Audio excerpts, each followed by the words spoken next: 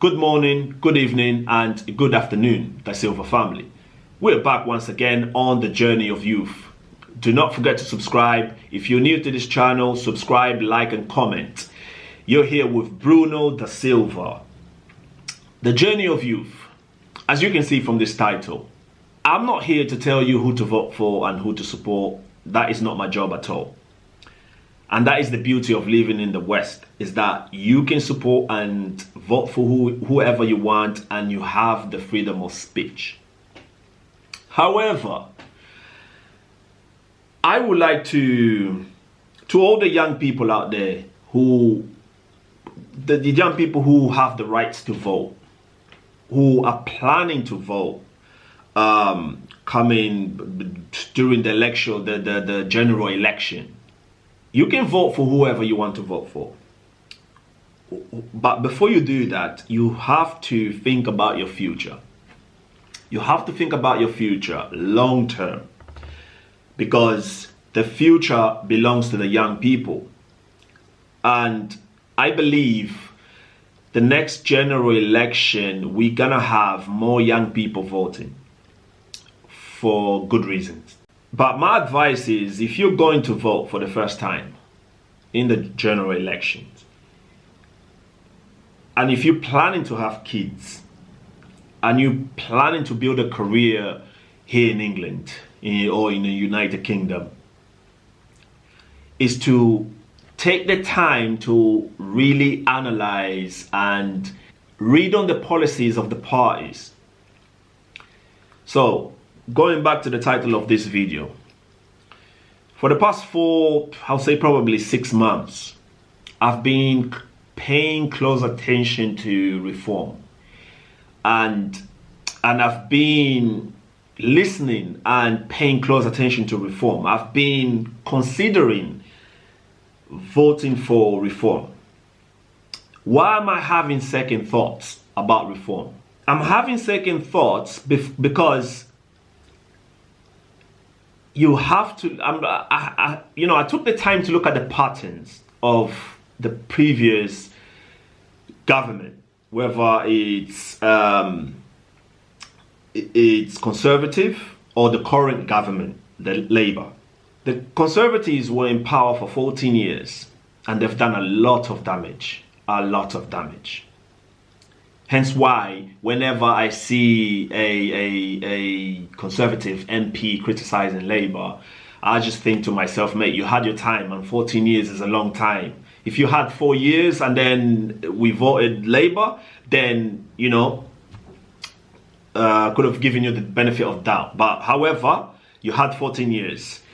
Whoever belongs to Conservatives, your opinion right now is not something we want to hear, because you've had your time. And a long time.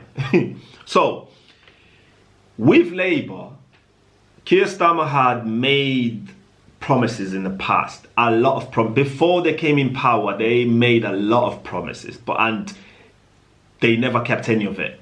Just because of that, it got me thinking. It got me thinking about Reform UK. It got me thinking about Nigel Farage. He's making a lot of promises. And one thing you have to consider as well is that it is easy to make promises when you are not in power. And one question I have as well is that, can Nigel withstand the powers that be if he's at number 10? Is he strong enough to face the powers that be? Is he strong enough to keep his promises? Is he strong enough to... Because we have to look at the like, heavy is the head that wears the crown. When you are at number 10, the situation is different. The pressure is different, because there are many people involved that we don't know about. When you're sitting in that chair, when you're in that office, there's a lot that happens, a lot behind the scenes that we don't know.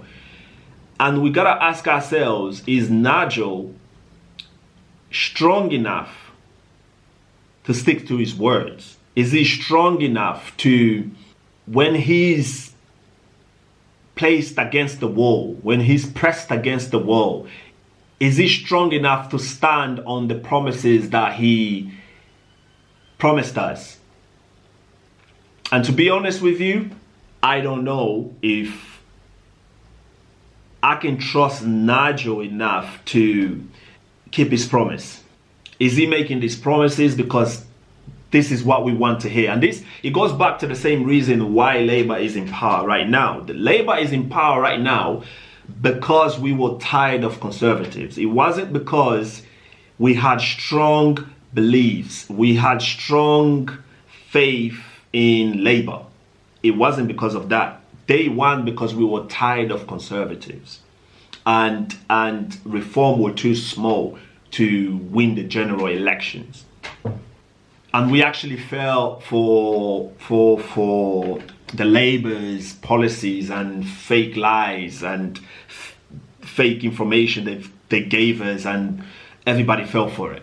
And we can see now that they made fake promises. And Reform, I mean, it's like having a girlfriend that broke your heart and a few years later she wants to get back with you. And you've seen the patterns. Or having a new girlfriend who, you know, is displaying the same behavior and patterns of your ex-girlfriend or your partner, sorry. You've seen the same patterns, and you think to yourself, let me give it a chance and see how it goes. And that is my fear with Reform. Reform is the new girlfriend. They are making a lot of promises.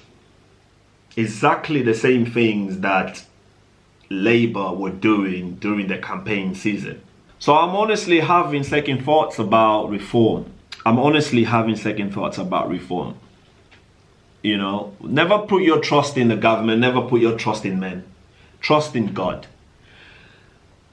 Trust in God, and maybe for us Christians, what we can do is pray for Nigel, is pray for Reform, that they may have, that God may give them the strength to withstand whatever force comes their way, if or when they get into number 10. So we have two prayers. One, that God may give Reform the strength they need when they get in number 10. And two, we can either pray that God may elect somebody else that has that resilience and strength to withstand whatever force comes their way. And I'm seeing Nigel making a lot of promises that I don't know. It is a scary business. It is a scary business because somebody like Trump made a lot of promises that he's standing on his word. And everybody knows that Trump is hard-headed. He's a firm believer in whatever he says. However, has Nigel got the same balls of steel like Trump does? Has he? I personally think that Reform is the party, but Nigel is not the man for the job. Maybe he's going to prove me wrong. Again, as I said in the start of this video, I've been following Reform really close. However, Reform is the party, but Nigel, I don't think he's the man for the job. And I'm not saying this because I think that all politicians, I'm a strong believer that all politicians are not to be trusted, and all politicians are corrupt in some sense, you know, in some level. There's a little bit of corruption in everybody. Who am I to judge, right? Because even you who's watching this, you are corrupt. I'm corrupt. However, the reason why I have such a weak belief in Nigel is because I just don't think he's got the balls. I don't think he's got the the strength that is required to face the forces that want to see Britain fall to his knees. I don't think Nigel is that strong.